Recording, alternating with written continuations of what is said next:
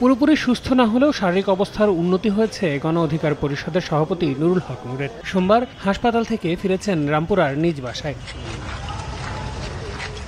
শারীরিক অবস্থার উন্নতি হওয়ায় নূরকে ছাড়পত্র দেওয়া হয়েছে বলে জানিয়েছে ঢাকা মেডিকেল কর্তৃপক্ষ।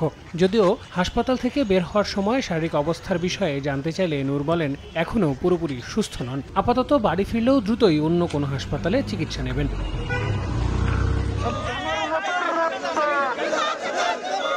এদিকে সোমবার সন্ধ্যায় বিজয়নগর ও পুরানা পল্টনে মশাল মিছিল করেন গণ অধিকারের নেতাকর্মীরা। এখনো পর্যন্ত নূরের উপর হামলার ঘটনায় কেউ গ্রেফতার না হওয়ায় নিন্দা জানিয়ে দলটির নেতারা বলেন দাবি আদায়ে প্রয়োজনে সচিবালয় ঘেরাও কর্মসূচি দেবেন তারা। আজকে ভিপি নূরের যে দশাতারা করেছে, আগামীতে বিএনপি, জামাত, এনসিপি কাউকে ছাড় দেবে না। আমরা সরকারকে বারবার বলছি, পুলিশ সেনাবাহিনীর যে সকল সদস্যরা ছিল তাদের বিরুদ্ধে দ্রুত ব্যবস্থা নিন। আমরা এতদিন নরম সুরে কথা বলেছি, আজ থেকে আর নরম সুরে কথা হবে না।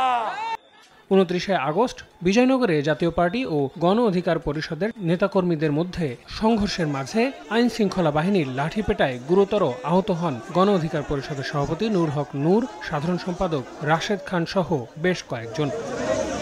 আল আমিন তুষার, সময় সংবাদ, ঢাকা।